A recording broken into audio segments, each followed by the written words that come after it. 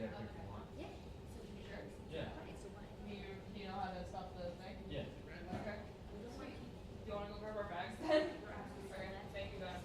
After this, okay. Morning. Hi, Dr. Baker. How are you? Is she allowed in? Fancy? Very fancy. Very handsome today. She's winning you over. Yes, Michelle did a great job. But so hopefully, is she gonna get in trouble and feeding herself on the floor? No, She's got one. at no. She's coming. She knows. We told her. Yeah, so hopefully it's a bit.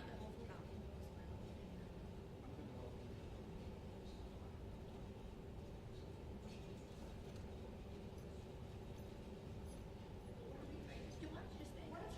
Yeah, let's just make a breeze. Yeah, just do a breezy transition. Just think that you know.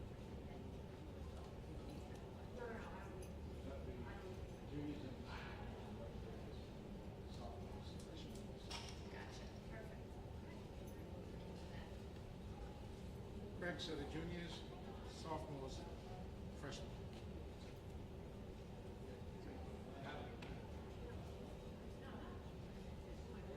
Yeah. Thank you, sir. Hey guys, how are you? I am doing well. How are you?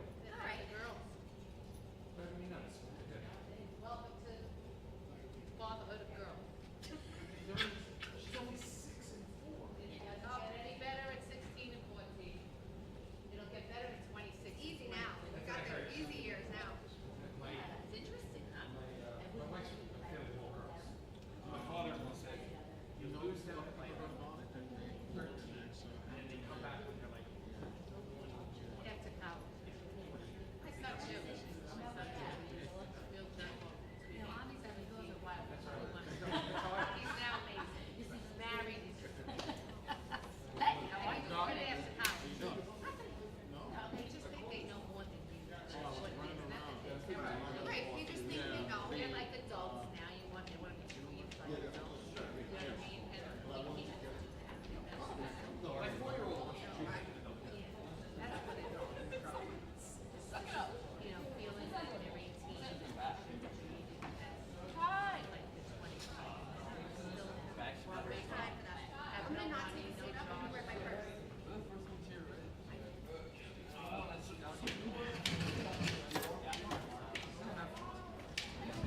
Guys, come on in, please. If you're in the 11th grade, you sit on the left-hand side, the 10th grade, middle, and 9th grade at the end. Just come in fast, please, and take a seat. Take the oxygen, man. What grades? 11th grade, that side. 9th 11th grade. grade to the left side. Down in front. All the way down. 9th grade, all the way down. 9th grade, 10th grade, 11th grade.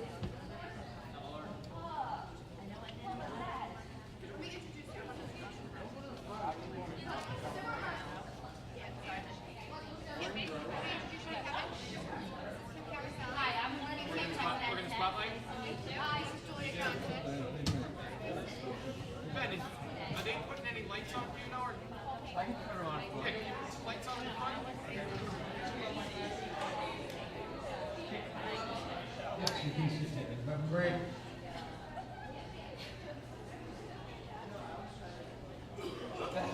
Hold on, sorry. 9th grade, 10th grade, 11th grade. 9, 10, 11. Guys, come on in, please. Come on in. What grade? All the way down in front. I don't know what that is. Yeah, what are you doing, Ben? That's not me. 11th grade on the side, 10th grade in the middle, and 9th grade to the extreme right.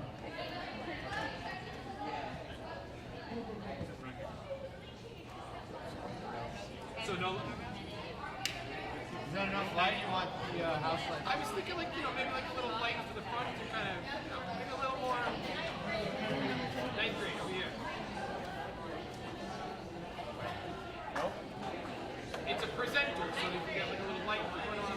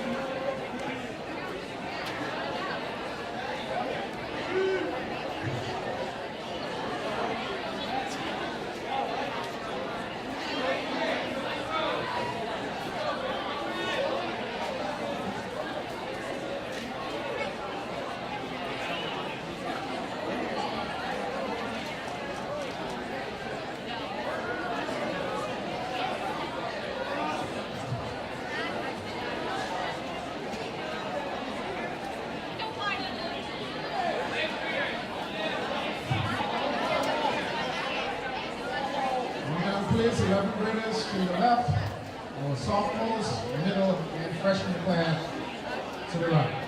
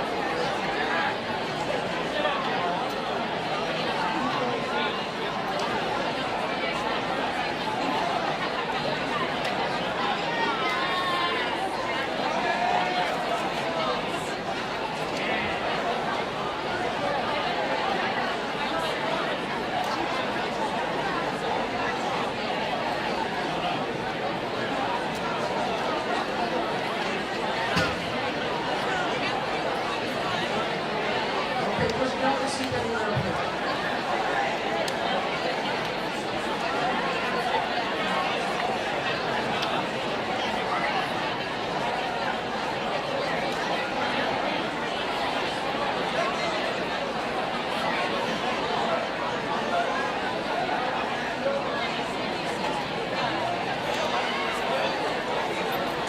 Okay, good morning. No, that's not us. That's not us. Let's do it again. Good morning. How we doing? Happy Friday to you. It's been a long time. We have not been together. I think we got together at the end of the school year, and now towards the end, we'll be back together again as a collective group. All right, guys.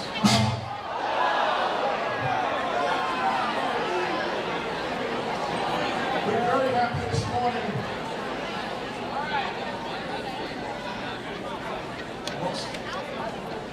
Thank you.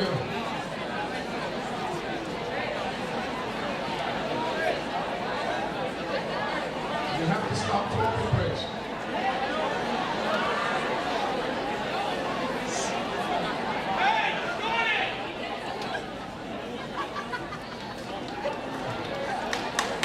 Okay. I want to begin by saying a really heartfelt thank you to the sponsors of this morning's assembly, our PTSA. Just turn around, there are three ladies standing in the back, Mrs. Caroselli, Mrs. Alessi, and Mrs. Johnson, for helping to sponsor this assembly this morning.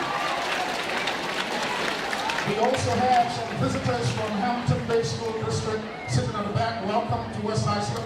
Give them a hand, please.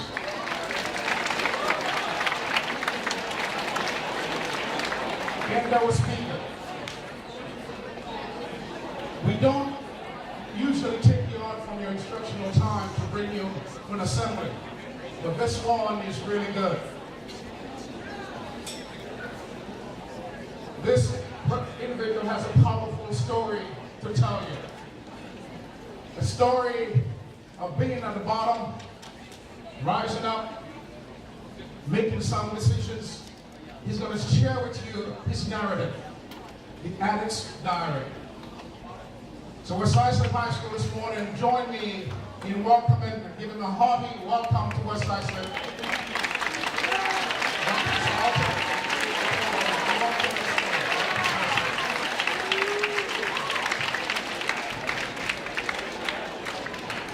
Has everyone got a seat? All right. Do you want to wait for everyone to come in or just start? Okay. All right, guys, so we have a ton of people in here. The only way this is going to go correctly is everyone pays attention and stays silent so I can do my thing. Yeah, we can bring that spotlight down a little bit. Very good.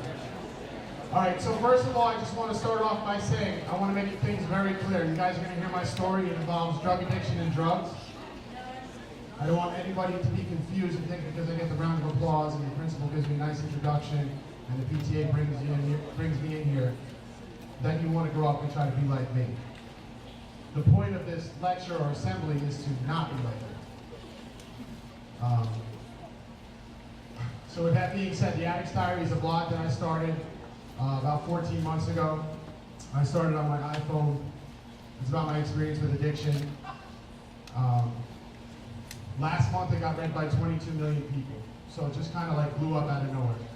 I believe a lot of people in public will recognize my family, things like that from the blog. So there's one thing that I don't talk about in the blog, and that is how I grew up. I believe that we have two true emotions in life. The first one being love. That is my earliest memory of love. That is my grandmother. Her name was Ellen. The important fact about my grandmother is that she was a Holocaust survivor. She came here during World War II. She was obviously Jewish. She was born in Nazi Germany. And when she was 5 years old, the Nazis knocked on her front door. They took her brother and they took her father, and she never saw them again. And despite all of that adversity and tragedy in her life, she had a very loving and positive way about her. And my earliest memory of love is the time that I spent with her. The second emotion I believe we have is fear. My earliest memory of fear would be being physically abused in my house growing up by my father. Now, I don't write about that on my blog because I don't want to embarrass my family, but when I go out and speak, I like to give you guys the real story. My earliest memory of fear was my father coming home from work and being deathly afraid of him. I grew up like a lot of you guys. I'm from Massapequa Park, New York. I grew up here on the island. I played 3 sports growing up: basketball, soccer, and lacrosse. Straight A's was mandatory in my household. I had to have it. It was something that my father required. My parents were so strict growing up that it wasn't that we couldn't afford cable TV, but we didn't have cable TV because my father wanted us to focus on academics. And at the time, I hated him for it, but I looking back now, I'm grateful for the upbringing that I had because I was raised the right way. And like I said, my household was, other than that, was pretty normal growing up. Like, we went on vacations. I had an older brother and an older sister, and my life was going relatively normal. Nothing crazy on the horizon. Nothing out of the usual. When I got to high school, as you can see, I wasn't the handsome devil that I am today. I was a little bit nervous, a little bit uncomfortable in my own skin. And looking back, I was very concerned about what other people thought about me, how they viewed me, if I was cool. It was very, very important to me when I was your guys' age. So looking back, I had something that was called low self-esteem. And so I remember my first day of high school. I have to gloss over the first 15 years of my life because we have a limited amount of time. But I remember my first day of high school, I walked out. Massapequa High School was like this. There was a line right here. They had an open campus for lunch, so all the students could leave for lunch. There was a line right here that separated the Massapequa School District from the bagel shop parking lot. And you would see kids standing, when you would go out for lunch, you would walk outside, and there would be like 200 kids standing on the other side of the line smoking cigarettes. And I walked outside my first day of lunch at Massapequa High School, and I was this guy, and I saw the upperclassmen smoking cigarettes, and I saw my friend Lewis. He was standing there to the right, and he was handing them something. They were handing him money, and they were getting in their cars, and they were driving away, and 44 minutes later, they pulled back into the parking lot. They had red eyes, they were laughing, they were having a good time, and I was just sitting there like this. I felt like a dork. Like I just had lunch by myself. And I walked over to my friend and I said, "Hey, what were they buying from you? Like, what were they all going to do?" Like, I wanted in. I wanted to be a part of that. I didn't want to be by myself. See, I was a follower most of my life. And my friend told me, he said, "I sell marijuana. I sell weed for my older brother. I sell the weed to them. I make a little bit of money. I get to smoke. Have you ever smoked before? Do you want to smoke tomorrow? Come meet us here." And so the next day of school, I was standing there with my $5, and I got in the car with the upperclassmen, and we rolled with one. And I smoked marijuana. Marijuana did to me what it does to everyone. It got me high. I remember laughing. I remember smiling. I remember being hungry. And I remember very clearly that feeling of being uncomfortable in my own skin, that low self-esteem, that insecurity. I remember that being gone. Like, gone. And that's what I loved about being high. I didn't care what you thought about me. I didn't care how I looked. I was just finally okay in my own skin. And so things progressed rather quickly for me from there. When I got involved smoking weed, the second drug that I started to see a lot at that time was Xanax. There were some kids doing Oxycontin, which is, you guys would probably best understand, it's Percocet, opiates and things like that. And very quickly, like, a lot of things changed for me. First thing that happened was I stopped playing sports. The second thing that happened was all my friends changed. And the third thing that happened is I didn't care what was going on in school anymore. I just wanted to be high. And so, things stayed like that for the first year of 10th grade. By 11th grade, my friends introduced me to a substance known as cocaine. It was a Friday night. There was 4 of us, and we split an 8-ball of cocaine, which is also known as 3.5 grams of cocaine. And my first experience with cocaine went something like this. So a lot of times people will try cocaine, They'll get extremely talkative, they'll make a fool of themselves, they'll go home, and because it's a stimulant, they can't sleep, and they'll stare at the ceiling all night, they'll hate themselves, they'll hate the drug, and hopefully, God willing, they'll never try it. My first experience with cocaine went like this. My friends chopped me up a line of cocaine. I snorted my first line of cocaine. And as soon as it hit my system, I looked at my friend and I said, hey, I'm going to need that drug dealer's number. He gave me the drug dealer's number. We finished that 8 ball of cocaine around 11 o'clock that night. At 17 years old, at 11 o'clock at night, I called the drug dealer and I got my second 8 ball of cocaine. So I started snorting cocaine on Friday night into Saturday morning, through Saturday morning into Saturday afternoon, through Saturday afternoon into Saturday night, through Saturday night into Sunday morning, all day Sunday. And I walked into Massapequa High School Monday morning at 17 years old with a feeling I would come to know most of my life, which is the feeling of being strung out. I hadn't slept, I hadn't ate, I hadn't showered, I hadn't done anything but snort cocaine around the clock. And I'm the type of cocaine addict that when I run out of money and I run out of cocaine, I'm taking your Jordans, your Xbox, your iPhone, your iPad, your necklace, and I'm bringing it to my drug dealer, and I'm saying, here, what can I get for this? Cocaine instantly turned me into like a crack fiend. That's me as a cocaine addict on the left. So keep in mind here, okay? At 16 years old, I tried marijuana for the first time. At 17, I tried my first line of cocaine. By the end of 11th grade, I would be checking into my first inpatient treatment center. Right? Who here is in 11th grade? You guys? All right, so this summer, when everyone's going to Jones Beach, or you guys, I don't know what beach you guys go to over here. Moses or Gilgo, whatever. When everyone's going to the beach and they're hanging out with their girlfriends and their boyfriends, they're getting their summer jobs, or whatever they're doing. I was sitting in a treatment center at 17 years old. And in the treatment center, they gave me some suggestions, like they give you guys here, like they're going to give you guys in life. And they said, hey, you're going to have to go to these Alcoholics and Narcotics Anonymous meetings for the rest of your life. You're going to have to find new hobbies. You're going to have to get a job. You can no longer use drugs or alcohol for the rest of your life. You are not like everybody else. And you need to change your friends. Now, at 17 years old, it's not really that easy to change your friends, right? I mean, you see them in school every single day. So I did what I did most of my life, right? See, I was smart, I was lucky, I was blessed. So I did what I wanted to do my whole life. So I heard what I wanted to hear. And all I heard was, I can't do cocaine. Right? I'm in here for cocaine. Smoking weed, drinking beers, everybody does that. All my friends do that. I just can't do cocaine. And so after that, my life settled down for quite a bit. I got a 1350 on the SATs. I got an academic scholarship to the Merchant Marine Academy. I put on a dress school uniform. I saluted an admiral. I squared my corners when I walked. And I dressed up my problem like most families in Long Island were doing at that time with substance abuse. You guys have any idea how many people died last year from heroin overdoses in this country? 179,000.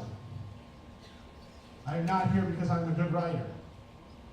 I'm here because we were trying to save your lives. And so I was in college for 1 semester. And at my college, drinking was acceptable. And so again, I tried to be like everybody else, and I started drinking. And eventually I relapsed and fell back into cocaine. And at that time, my parents were, of course, watching me like a hawk. And so at 18 years old, it was Christmas morning on Christmas break for my first semester of college. My mother and father walked into my bedroom, handed me a duffel bag, and said, hey, Kev, listen, we know you're back on drugs. You can't go back to school. And you can no longer live in this house. You can come back when you have 1 year clean. And at 18 years old, I wish I had this story of triumph where I went out and I got my own place and things like that, but I did what most 18-year-old kids would do. And I went and moved in with my grandmother, and she was just an easier, softer target for me to use and abuse. So I would take people hostage in my life for drugs and get them to do what I wanted. My grandmother was real easy. I mean, she was old. She gave me 2 simple rules for living there. The first one was that I had to stay clean, and the second one was that I had to attend meetings. See, when I was in high school, when I was in 10th grade, this is when the opioid epidemic started. There was a lot of kids in my high school doing Oxycontin and Percocet. And by the time I was in my first year of college, most of those people taking pills had graduated to heroin, and they were now heroin addicts. So my first night living at my grandmother's, I went to the 12-step meeting that she recommended. I won't go back over there. You guys are scared, huh? So I walked into a 12-step meeting. A girl that I went to high school with, I hadn't seen in about 7 months. I saw her sitting there. She was sick, skinny, scrawny, and she was strung out. There was a cigarette break at that meeting, and on the cigarette break, I walked up to her and I said, "Hey, Virginia, you look terrible. What's going on with you?" It's funny, but it's nothing. And Virginia looked at me and she said, "I've been doing heroin. I've become a heroin addict." And she said, "Did you know that you can sniff dope?" She said, "You don't have to shoot it. And if you sniff heroin with cocaine, you can come down and you can go to sleep at night. You don't have to stay up around the clock. You don't have to spend all your money." And in my mind, at that time, that sounded like an actual solution.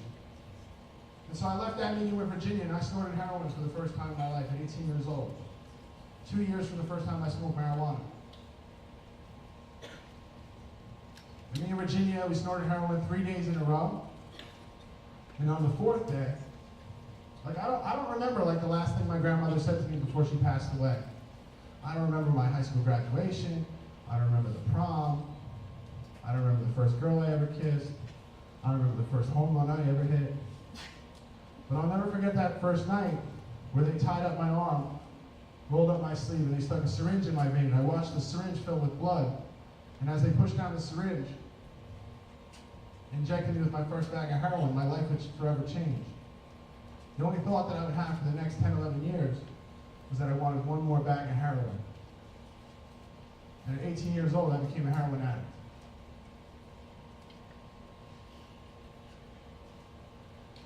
I was a 40-bag-a-day heroin addict for 11 years. Very quickly, things started to progress even more for me. My friends were gone. My family was gone. And very quickly, that safe haven, that shelter that my grandmother provided me was gone. At 18 years old, I would encounter something that I would come to know most of my life, which is homelessness.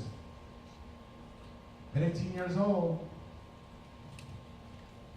my family was so afraid of me that they wouldn't let me stay there in the hopes that it would get me clean.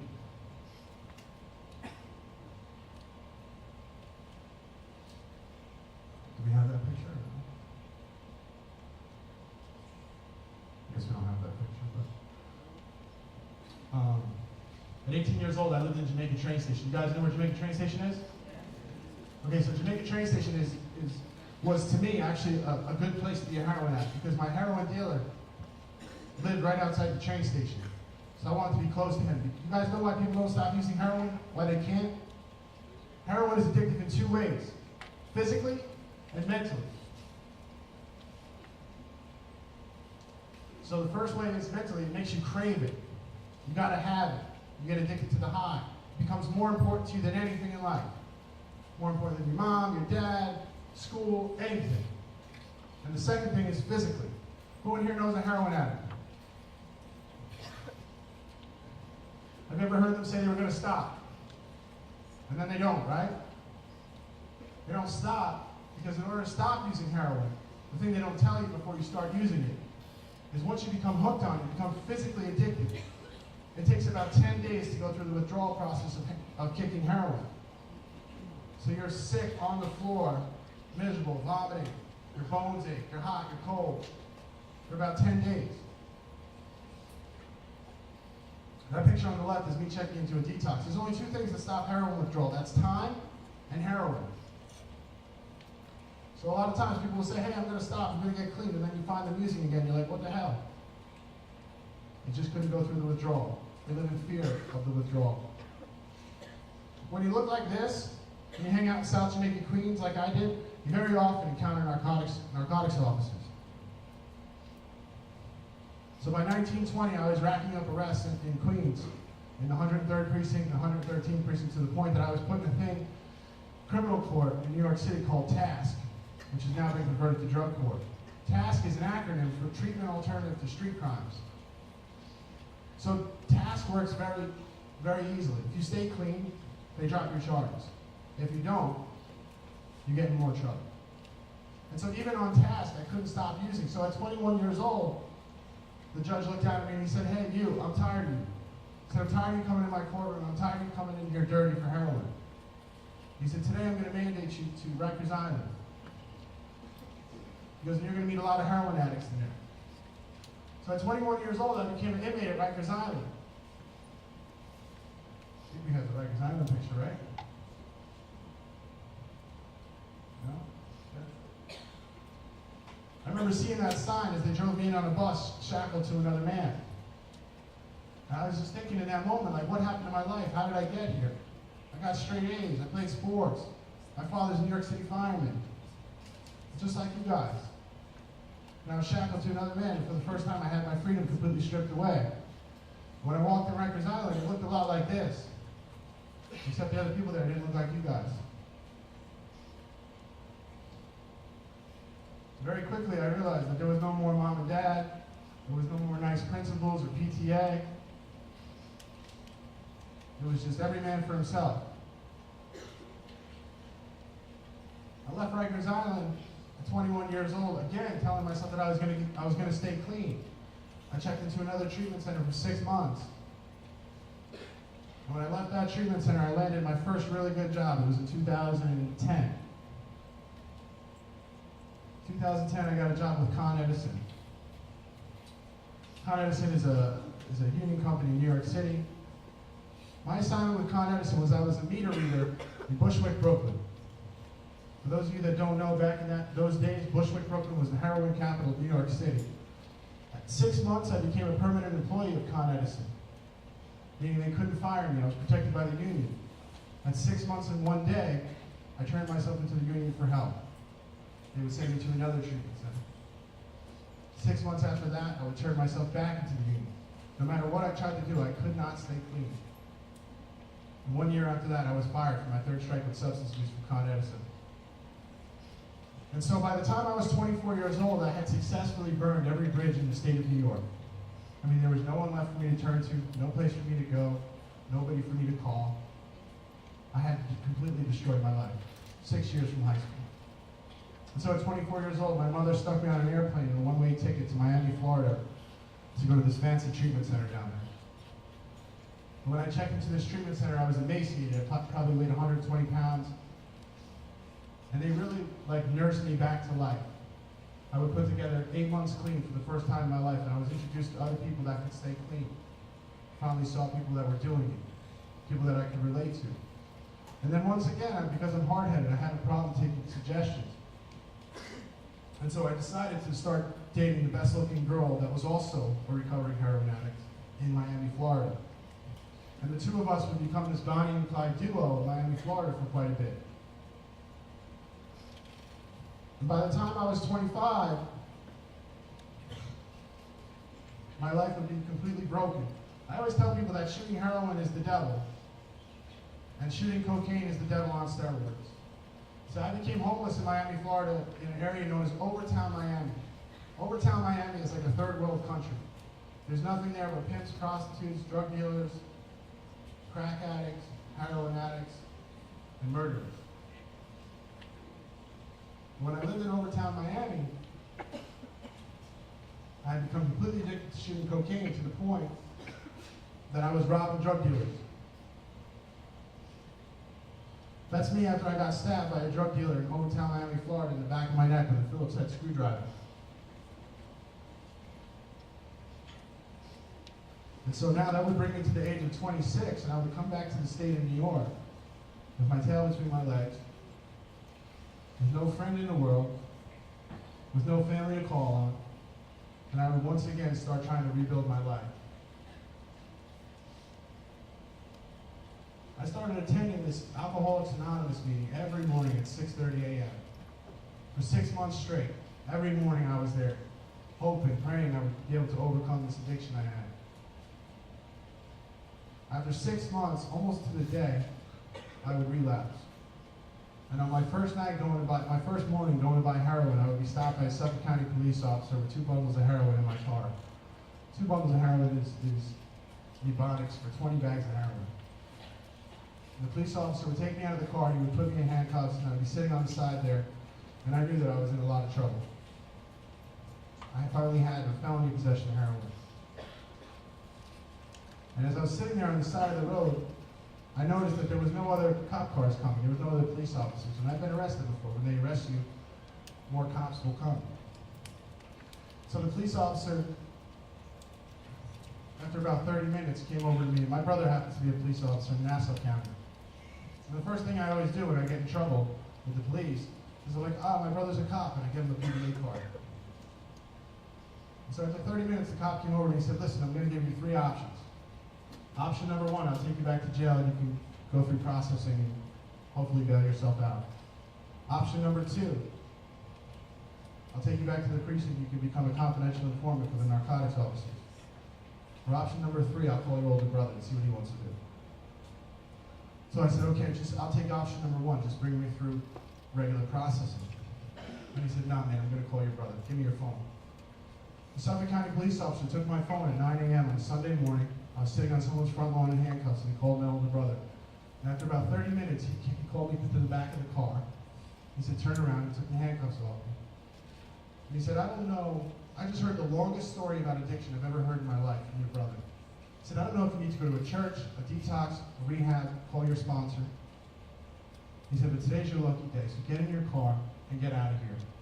And he let me go. The problem is that you can't do that with someone like me. See, I'm not here to tell you that he let me go and I got clean and that's why I'm standing here. That police officer let me go. I got in my car, I went back to South Jamaica, Queens, and I proceeded to shoot heroin for the next 4 months. And after 4 months of shooting heroin, my tolerance had gotten so high that I was no longer feeling it. And I would check into a place called Cornerstone Detox in Queens. When I checked in there, I was miserable. Like I had completely lost my will to live. I had completely given up hope that I would ever overcome anything. I just knew that I was going to be a junkie forever. And there was this Latin King guy walking up and down the corridor in the detox. And he kept talking about this heroin that he could get in the South Bronx. His name was Omar. And after listening to Omar running up and down the hallway for like 20 minutes, I said, Omar, you can get heroin in the Bronx? He said, yeah, white boy. I said, let's go. Me and Omar, we hopped on a train and we went uptown to the South Bronx. And he said, here's the deal, man. He said, I can get the best heroin and the best cocaine in the South Bronx. He said, and I got a place for us to stay. Now, when I first started getting high, I was kind of having like a little bit of fun. Like I was smoking weed with my friends, we were in their car, we still had places to live, then I was in college, then I was in my grandmother's house. Like in some way, I could still justify to myself that I was okay. I was still young, I was going to turn it around. It was all these lies that I was telling myself. When I got uptown with Omar to the South Bronx, I forgot to mention, Omar was a Latin King. He's a gang member, covered in tattoos, 45-year-old heroin addict. All he knew his whole life was drugs. The place Omar had for us to stay was, me and Omar lived on the 14th floor stairwell of this project building in the South Bronx, New York City. We lived on there for 4 months. And every day, Omar would go out and he would buy the heroin and he would buy the cocaine for me because they wouldn't sell to me because I was white. And I would look at Omar getting high. And I would say to myself, like, what happened to my life? See, Omar used to carry a CD around with him when he got high. This is in 2016. Nobody carried a CD around. We didn't have a boombox. Omar carried a CD around with him because he would use the CD as a mirror. As he injected in the last vein that he had left in his body, which was in his neck. And I would watch Omar inject heroin and cocaine into his neck, and I would sit there and I'd say to myself, like, what happened to my life? I'm going to die here. And every time I would shoot up heroin and cocaine, I would pray that it would kill me. And I don't know why, like I was always one to call on God, like when I was in handcuffs, when I was out of money, or when I thought I was going to get killed somewhere. But for some reason, just on a regular day, I had some money, and me and Omar were running up at the stairwell to go get high like we always were. And I just said this quick prayer in my head. I just had this like brief moment of clarity. I just said, God, please get me. I said, God. All right, everyone settle down. I was running up the stairwell and I just said this quick prayer of, God, please get me out of here. And about 30 or 40 minutes later, my phone would ring. And that first guy that sold me that bag of marijuana, he had been a heroin addict with me.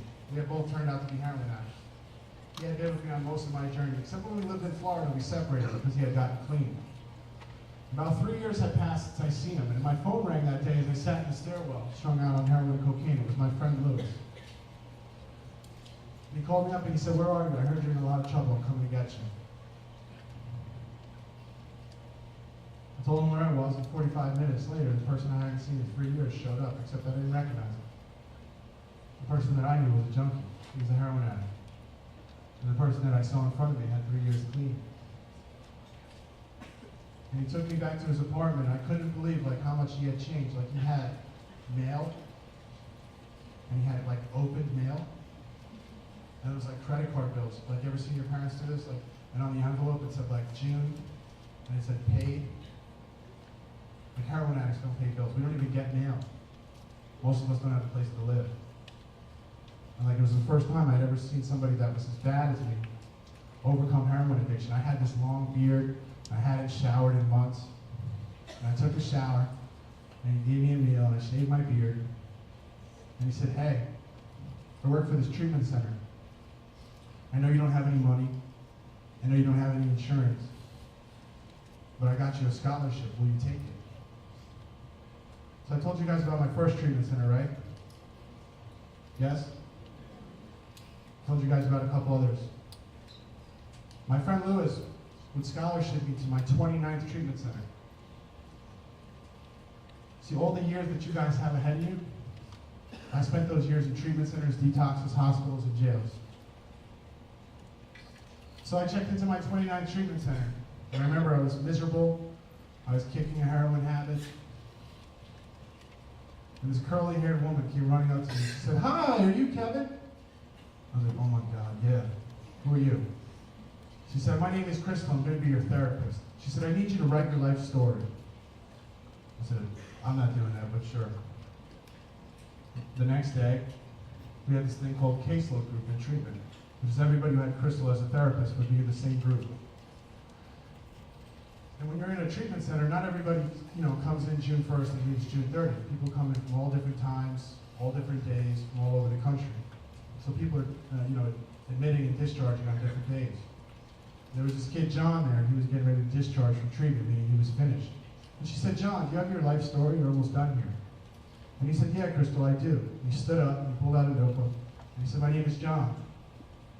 I'm a heroin addict.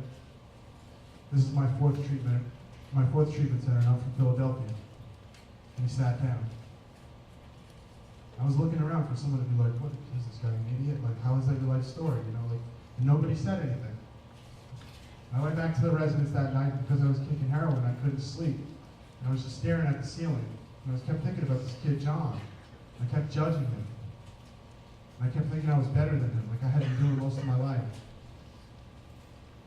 And out of frustration, I grabbed my notebook and I just started writing. And so John wrote 46 sentences and I wrote 46 pages. And I came into the class the next day, and for the first time in my life, at 26 years old, I didn't care about being cool. I didn't care about how I looked. I did something because I wanted to change. When I read my life story, I have to give you guys a little bit different of a version because this is school. Everything I tell you is true, but I don't give you guys the gory details of my life. But when I read my life story to the other clients in the treatment center, I looked up and everybody in the room was crying. People were like, "Oh my God, are you like a famous writer? That was amazing. That was the best thing I ever heard." And I realized something in that exact moment. The first one was that I really liked being complimented. I hadn't gotten a compliment in 11 years. For 11 years, I heard nothing but, "I need a bag of dope, and I'm sick, and all this crazy stuff. For the first time, someone was saying something nice to me about me. And the second thing I realized was that I could actually impact this group of people that nobody could seem to impact. Drug addicts. Nobody could reach drug addicts. But for some reason, they were listening to me. I had 2 days clean at the time. And so my therapist, Crystal, she took me back to her office after that, and she said, first of all, that was amazing. She said, I can't believe you actually wrote your life story, and I can't believe you read it to everyone. She said, secondly, I want to ask you something. Why do you get high, Kevin Holter? I said, what do you mean, why do I get high? That's all I know. I've been a heroin addict for 11 years. I've been homeless for 10 of them. I'm addicted to drugs. You're a therapist, you're asking me why I get high? She said, no, why do you get high? She said, you're a blonde-haired, blue-eyed, 6'3", 200-pound man who's handsome, good-looking, charming, and funny. She said, but you don't see any of that. You get high because you hate yourself. For the first time, it hit me right between the eyes. It was like a light bulb turned on. 11 years, I had never thought about it that way. And it just clicked for me. I said, well, if I hate myself and I can't stop using it, in order to stay clean, I must figure out how to like myself, right? And she said, no. She said, if you don't want to die a heroin addict, you're going to have to figure out how to love yourself. And I had completely forgotten about what love was. I didn't know anything about love. I was a criminal. The only thing I knew about was heroin, coke, crack, all this crazy stuff that wasn't supposed to even be in my life. And she said, well, what's your earliest memory of love? Who do you think loved you most in your life?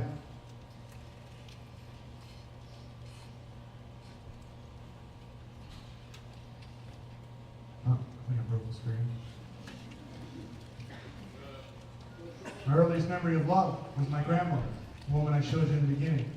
And I realized something. I realized that I had been living a life out of fear my entire life. Thank you, brother.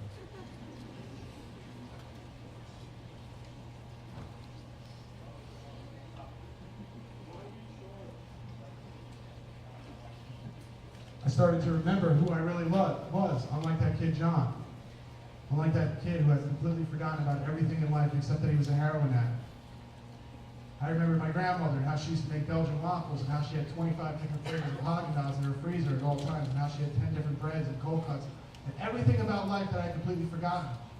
I remember that I was a good kid, that I did good in school, that I liked to play sports, that I had good friends, that I was actually a decent person. And I realized that I had been living a life out of fear my entire life, trying to be cool, trying to fit in, all because I had low self-esteem. And I came out of my 29 treatment center at 27 years old, and I still had a very messed up life. A lot of damage had been done to my life. I had a 450 credit score. I had no job resume. I had no education. I had no family. I barely had a driver's license. I had no money, no savings, nothing, no job, no employment, anything. 27 years old, 9 years had passed since I finished high school. I had done nothing with my life except stick a needle in my arm. And it's very hard to climb out of that hole. The first thing I needed was I needed a place to live. I needed a place to stay. And I asked my friend Lewis. Is the photo of Lewis on here?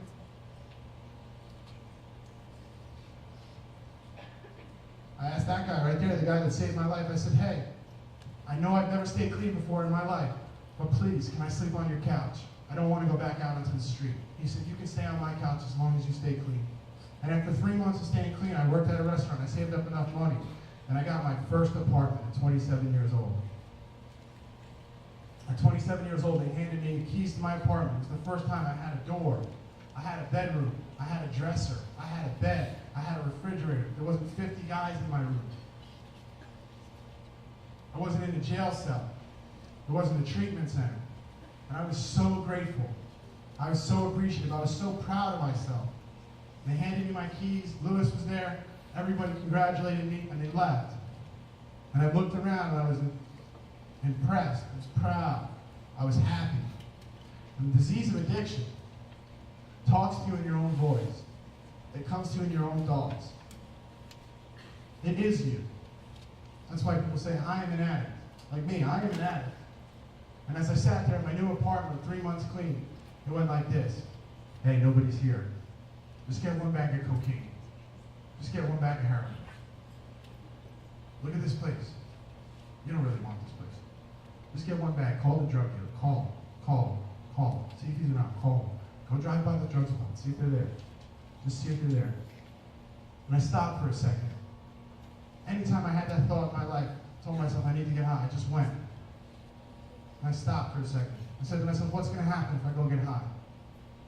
See, I can tell you guys exactly what's going to happen to you if you don't listen to me. I can tell you exactly what's going to happen in your life if you don't listen to everything I just told you today. I just showed you. Every single thing that happened to me in my life, if you guys want to go out and party, you want to make that important, this is what's going to happen to you. I deal with people every single day in my real job whose lives have been destroyed by drugs. This is your future. Everybody I've ever met said it won't happen to them. Every heroin addict I ever started with, every heroin addict I ever met always started with cigarettes, nicotine, and then alcohol and marijuana. Nobody starts with heroin. Every single one of them. All 170,000 of them that died last year started with marijuana. It's a progressive thing. And I sat there in my apartment, and I said to myself, I know what's going to happen. I know I'm going to get arrested again. I know I'm going to lose this place. I know I'm going to spend all my money. I know I'm going to overdose. This stuff had been happening to me for 11 years. I could no longer deny it to myself. And then I had what I like to call the greatest thought of my life. As I sat in that apartment at 27 years old, with 3 months clean, I said to myself, yeah, Kevin, but you don't know what will happen if you stay clean. You don't know what will happen if you do the right thing. You don't know what will happen if you walk through that fear and you actually change. And in the last 3 years, I've educated over 50,000 students on drug addiction. I've been promoted at work. I own a couple different businesses. I've reunited with every single member of my family. My life has done a complete 180. I rebuilt a relationship with the most important person in my life, my mother. The woman I hurt most in my life. For 11 years, she didn't sleep. She didn't know where I was. She didn't know if I was going to live or die.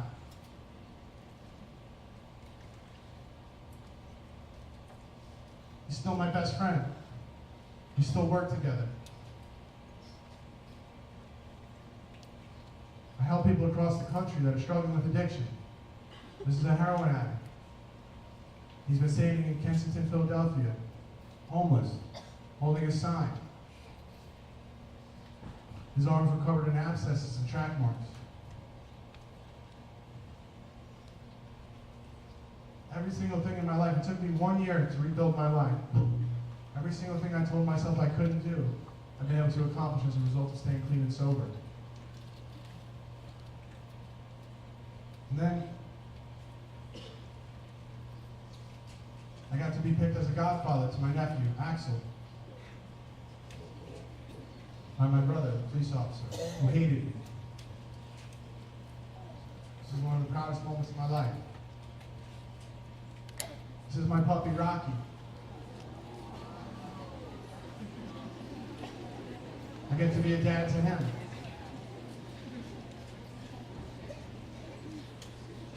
Having a puppy has taught me more about life than most things. He's taught me to remember the simple joys in life. This is Rocky J. He's now 1 year old.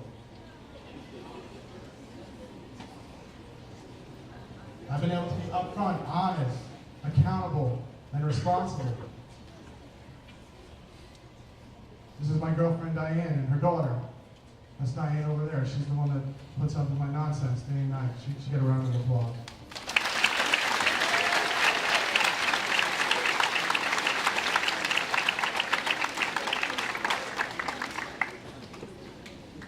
For years, I was the person that people told, don't hang out with Kevin Alden. Stay away from him. Parents used to say that about me. The PTA brought me in here. That's absolutely insane. I just want you guys to know that if you're struggling with anything, there's people that have been through it. The school has resources. Don't run, don't hide, don't pretend it's not going on. Face it head on, deal with it, overcome it.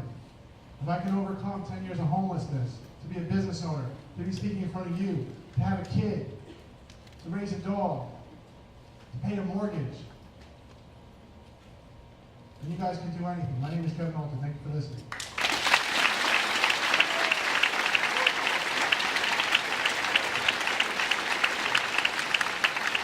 Okay, one more time, Kevin Alton.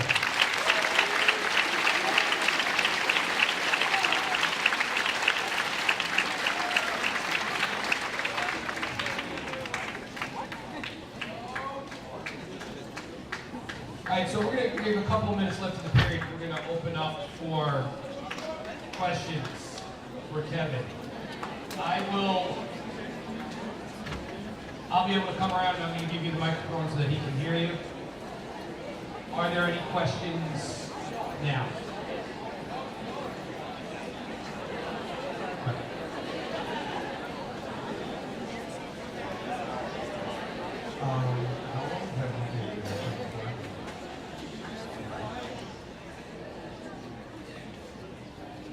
The question was, how long have I been clean? I'll be clean 3 years this July.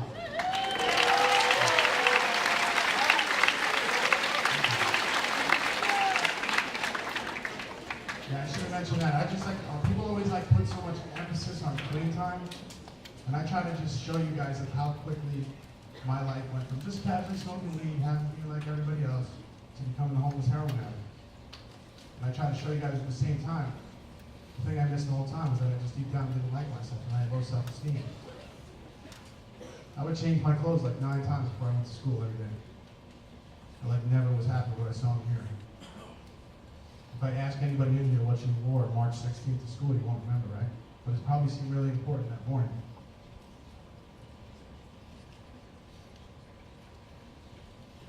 Next question?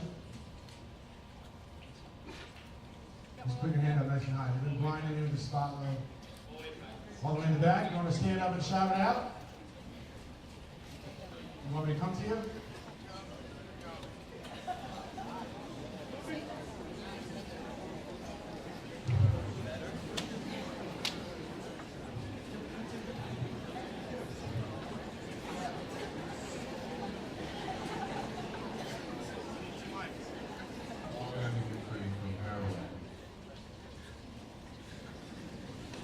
From heroin and all drugs and alcohol, 3 years. This July. Yes. All right. That's kind of left for anybody. Get over here with the AirPod and shout it out. Have you ever had the urge to get high or drunk again? Yes. Yeah, it was something I fought every day for a while. If you do something for that long, it's not like, hey, I went to treatment, I'm cured. It took me a long time to not fight it every day. But now, once in a blue moon, I'll think about it. I almost have to laugh at myself because I'm entrenched in addiction all day long. And the best thing for me that changed me the most over time was helping people. Because I started to meet their families. I have 230,000 followers and 229,987 of them are moms. And so I see what it does to moms when their kid, what's your name? Anthony? What's your mom's name? Jennifer. So I've seen plenty of Jennifers who are just distraught over their son Anthony doing drugs. It ruins their life. So don't be like that. Next question.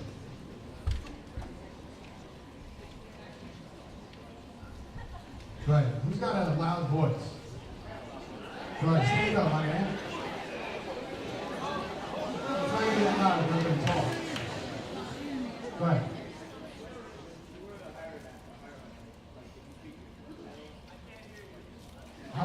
So he asked, when I was a heroin addict, did I have any contact with my family?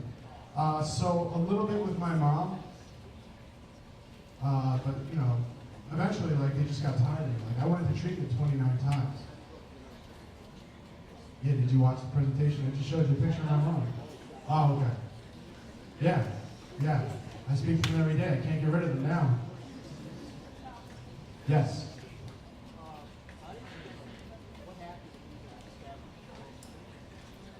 I robbed some drug dealers for their heroin, and they caught up with me and stabbed me. Yeah, very lawless place down there in that part of Miami.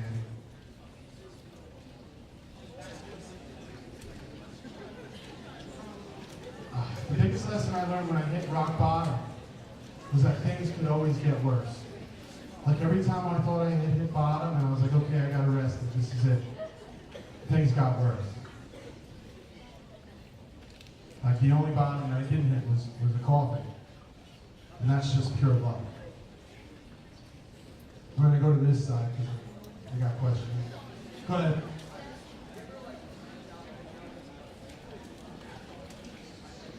No, I never did bath salts. I didn't even take a bath.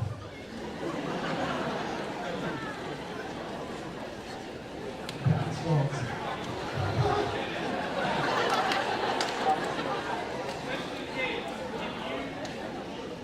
If you know someone going through this, what could they do to help? That was the question. Yeah. First thing is like don't hold their secrets for them. Like I've spoken in some other schools in Suffolk County, and they'd be like, well, I don't want to be a snitch. Like you guys are high school students. Like this isn't prison. You have nothing to benefit by telling their family that hey, your kid's gonna die from drugs. Like snitching is if you're in prison and you tell on somebody else that committed a crime to get out of prison early. So I make everybody aware when something's going on, as long as the family has given me their blessing. Like because my family, like the first time I went to treatment, I was at a lacrosse camp. Like they hid who I was for a while, until they couldn't hide it anymore. The second thing is to, like depending on the severity of their problem, therapist, social worker, an interventionist, depending on what they need. I don't know who asked the question, but does that answer it for you? If it's someone at the school, I would start with their parents, and then I'm sure the school has a social worker. Yeah.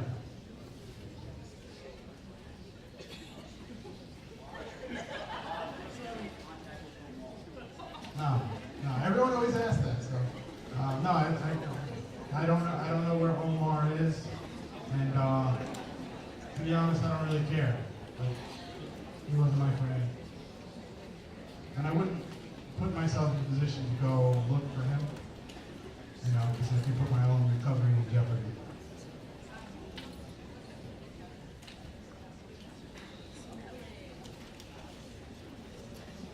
No, I mean, a lot of things were enough to make me want to stop. The problem is like just wanting to stop, in my opinion, is not enough. You got to figure out how to stop. Like, because if this roof was leaking, right? We could sit down here and we could catch the water, we could mop it up, and it would be somewhat okay, right? But every time it rains, this roof is going to leak again. And so I had different periods of abstinence and sobriety in my life. And then anytime something would come along, I would crumble, like the roof. So until we get up there and we peel back the roof and we get to the root of the problem, every time it rains, it's going to leak. And so simply just wanting to stop, going to jail, consequences, things like that, they're great. They sped it up. But the severity of my problem, I had to figure out how to stop, how to remain stopped. I never had a problem stopping. I just couldn't stop starting again. I would always go back to drugs. Great question. Yes? Have you ever had a moment in my life where I thought I was going to die? Yes. Quite a few. Quite a few. Yes.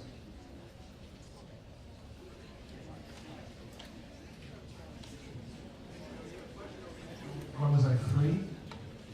Like when did I get clean? July 13th, 2016.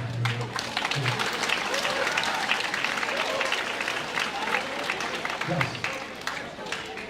Have you ever OD'd? Yes. So I think this is probably like my worst performance because the lights and like the microphone kept exploding. So I left some things out. But yes, I overdosed 8 times in my life. 8 times I've been brought back by Narcan. Most times by the FDNY in Jamaican Plains. Yeah. 8 times that I know of. You got another one? my main job is I run the outreach for a treatment center. So I am the guy, the interventionist and outreach director that people talk to about coming in. So all day long we convince people to get help. I mean, in the end, all I knew was treatment, so it was like, fortunately, training. If I could go back, I would be a lawyer. Yes. Did I ever publish a book? Oh. No, I've never published a book. I get like requests every day, but I don't have the time right now. I also think that like people are like big for saying to do something, and then when they gotta spend money, they don't want to spend it. So like the blog is free, and it's kind of a hit. So I don't want to fix something that's not broken. Yes.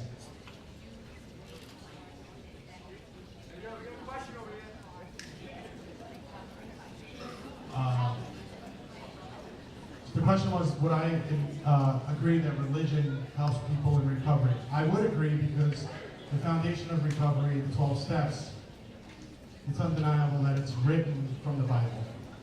You know, and the biggest part of recovery is spirituality, relationship with God. All right, I'm going to ask your question and then. Is there anything that still triggers me today?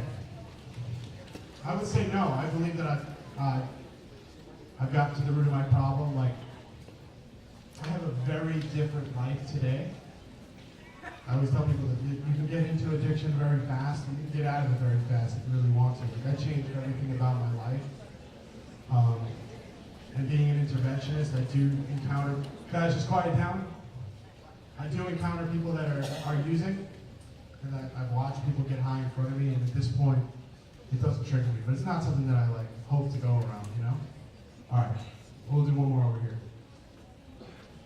That would be my dad. My dad, we've worked all that out. Like, so I don't want to paint the picture that like I was beaten every day. My dad just disciplined us with his hands. You know, I don't think it was right. But like when I did good, I was rewarded, things like that. But yeah, we rebuilt that relationship. My dad is just like a little bit hard to deal with. Like yesterday I was on an airplane coming back from Miami, and my dad called, the airplane hadn't taken off yet. And I'm like, Dad, I'm on a plane. He's like, phones work on a plane? I'm like, no, we hadn't taken off yet. And then the woman on the loudspeaker started doing like the oxygen mask thing. He's like, what's that noise? Can you move away from it? I'm like, yeah, I'll just jump off the plane, no problem. Like, he's just hard to deal with. But I've just learned to accept him for what he is. I got this kid standing over there, so he really wants to ask a question. Is weed a gateway drug? Yes. You're going to come to the middle school presentation because you missed this one.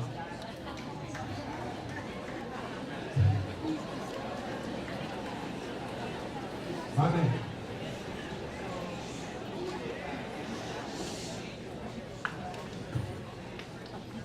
This kid's super smart. Everybody listen. So, if you could go back and change your life so that you weren't addicted to any of the drugs and you had a better life inside, but you lost the opportunity to speak to everyone and change lives, would you do it? So, if I could go back and change my life and not have to live through the 10 years that I lived through and lose speaking to you guys, would I do it? Yeah.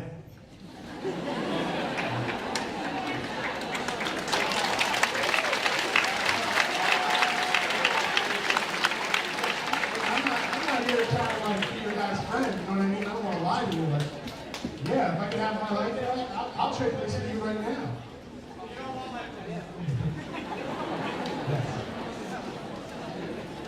How much money a day do you spend on heroin? Okay, so here's the trick about heroin, right? I believe all drugs can be like the biggest lie. Cocaine is super expensive no matter how you do it. But heroin, everybody that's pretty much a heroin addict, except for a few exceptions like myself, starts out with pills. Right? So when I was in high school, Oxycontin was everywhere. And it was like $50 a pill. And after you're doing like 1, 2, 3, 4, 5 of those a day, people say to themselves, well, I can't afford it. I can't do it. And someone will tell them, well, do heroin. It's much cheaper. Right? And a bag of heroin will cost you anywhere from like $5 to $10. And so it starts out as, okay, it's a very cheap habit. But then when you're doing 40 bags a day like I was in under 3 months, it's very, very expensive. Drugs is, I mean, I've spent probably close to $1 million in my life flushing drugs in my arm, and it's just, I have nothing to show for it. And how I supported my habit, I'm here to teach you guys good things, not bad. So I can't tell you that. But I've seen horrible things happen to young girls out there on the street, you know, prostitution, horrible stuff happens to people on drugs. It's a lose-lose situation. You can't win. Yes, all the way over there. I think you got glasses on. Yeah, you. Just put your arm down. Shout it out. Do I know what the most dangerous drug is? Yeah. I would say that the 2 most dangerous drugs right now are heroin, because it'll kill you faster than any other drug. Fentanyl, which is 100 times stronger than heroin, which is what these nice drug dealers are cutting the heroin with, which is killing everybody. So, heroin, fentanyl, and I would say the other really, really bad drug, in my opinion, the drug that I really have a hard time helping people that are on it, is crystal meth. And my prediction is that crystal meth will be the next epidemic that we'll see here in Long Island. We're already starting to see it in New Jersey, Philadelphia. It's big out west, like in California, Colorado, Oregon, and it's starting to make its way this way, and it just destroys people's lives. Horrible drug. Yes. Has your addiction had any lasting effects on your health? Almost. So when after I got clean, I was clean for a couple of years, and I noticed that I was like very tired all the time. So I went to the doctor and I had my blood work checked. So I was an intravenous drug user for a long time, and it came back that I had contracted hepatitis C as a result of sharing syringes. Fortunately for me, now there is a cure for it. It's super expensive, so it took almost a full 6 months for my insurance company to approve it, and then it took another 3 months, so past summer, I was cured of hepatitis C. But I lost like a lot of weight.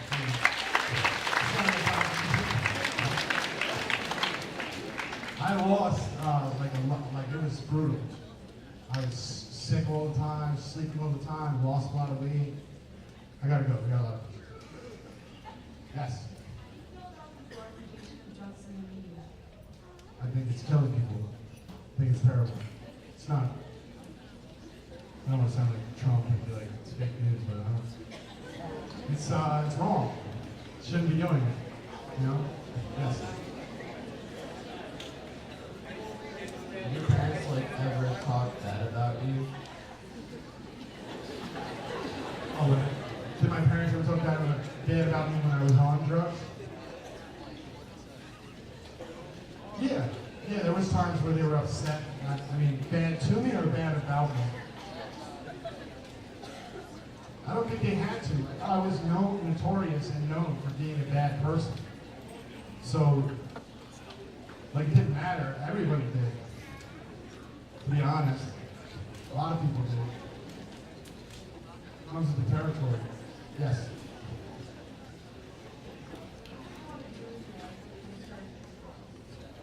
They either want to be a police officer or be a lawyer.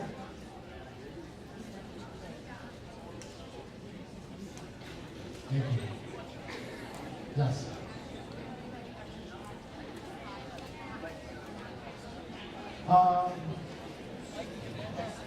Yeah, so like there's a stigma attached to addiction, and my parents, I guess at some point, like didn't want people to know, guys, just listen up. I know everyone's hot. It's the end of the year. You guys are young. The question was, did my parents ever try to hide my past? Yeah, they did. But for me, I made the decision to hold myself accountable to the public in an effort to help people and let them know what drug addiction is really about. And so, like, my parents actually in the beginning, like, didn't really agree with that decision. But it was a decision that I made for myself. Like, I'm 30 years old. Like, I can't always, like, listen to mommy and dad.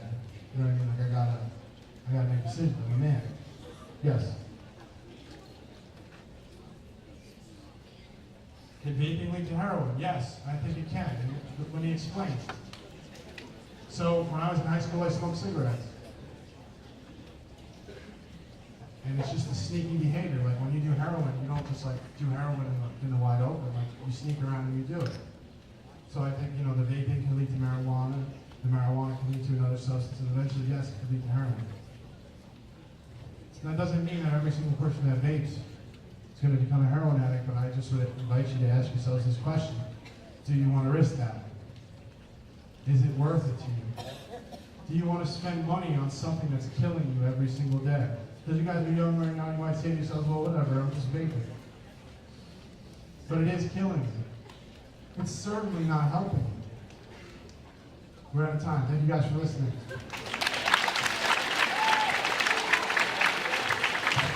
All right, guys, one more time, you're out there. Thank you to the PTA for supporting this. Don't move yet.